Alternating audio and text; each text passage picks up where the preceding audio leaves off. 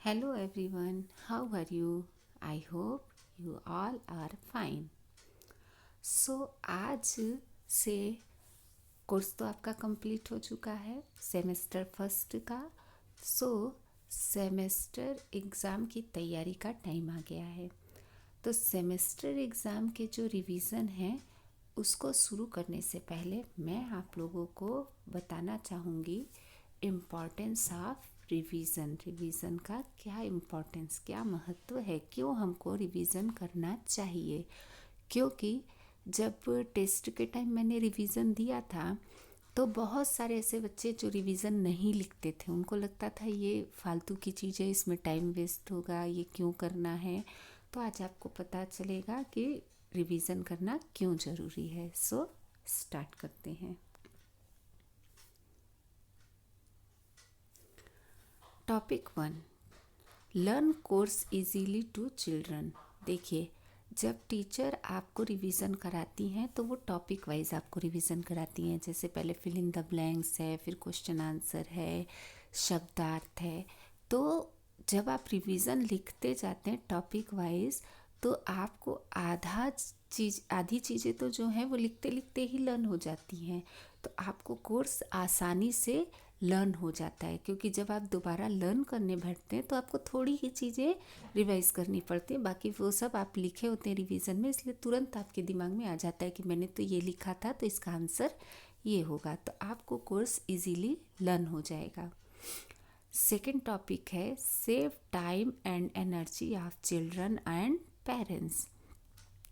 Revision करने से time और एनर्जी बच्चों की और पेरेंट्स की दोनों की बचती है। कैसे कि जब आप शुरू से टीचर के साथ साथ रिवीजन कर रहे होते हैं टॉपिक वाइज, तो जैसे मैंने ऊपर कहा कि आपको आधी चीज़ें लर्न हो चुकी होती हैं, तो एग्ज़ाम के टाइम आपको कम टाइम में अच्छे से आपका सब कुछ लर्न हो जाता है। तो आपका टाइम भी बच जाता है और आपकी एनर्जी भी बच जाती है। थर्ड है कंप्लीट एग्ज़ाम प्रिपरेशन।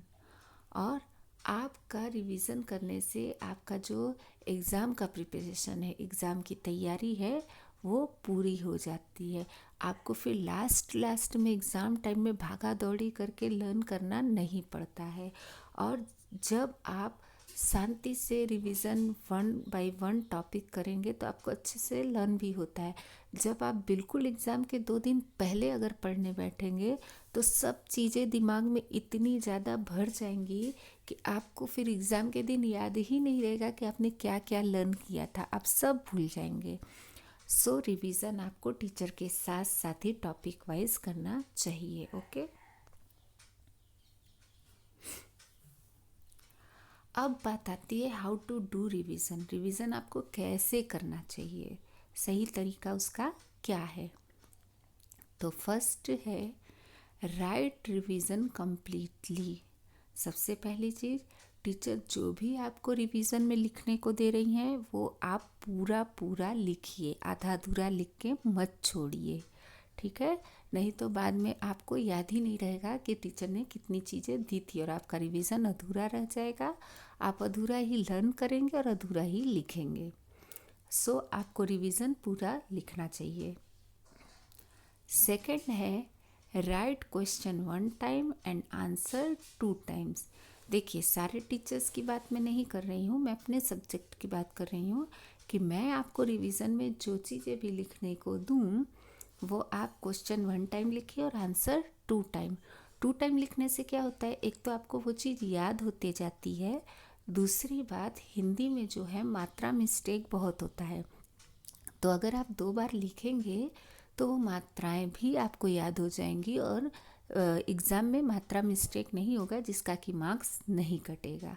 बहुत सारे बच्चे ऐसे हैं जिन्होंने यूनिट टेस्ट में पूरा पूरा पेपर एकदम बढ़िया सही लिखा है, लेकिन मात्रा मिस्टेक की वजह से उनका मार्क्स कट हुआ है। तो जब अगर आप आंसर 2 टाइम्स लिखेंगे तो ये दिक्कत नहीं होगी। थर्ड है right answer of given questions from CW और टेक्स्ट बुक। मैं आपको रिवीजन में सिर्फ क्वेश्चन लिख के दूंगी।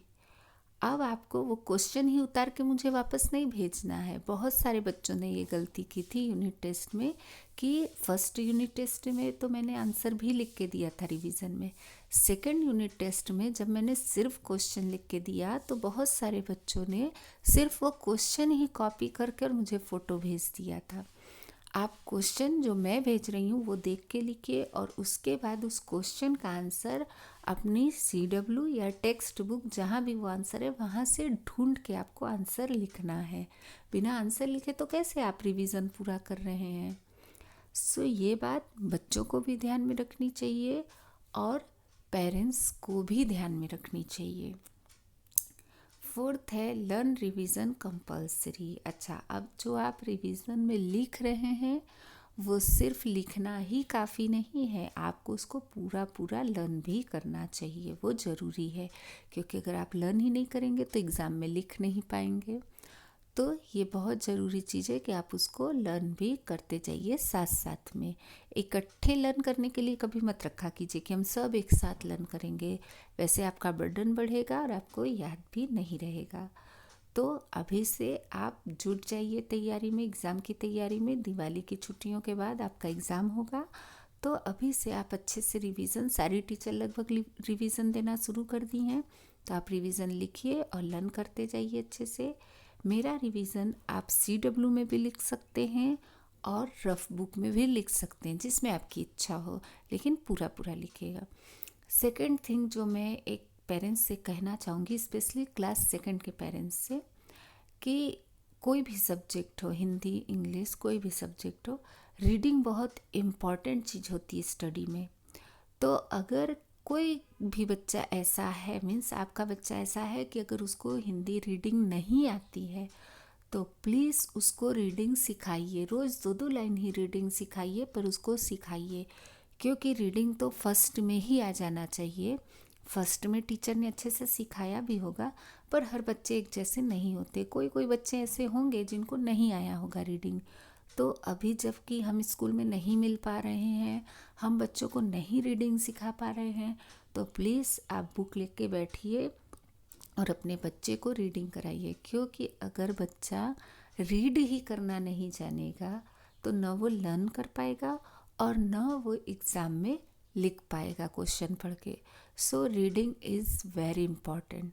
So please parents and children ध्यान दीजिए और रिवीजन अच्छे से कीजिए। Thank you.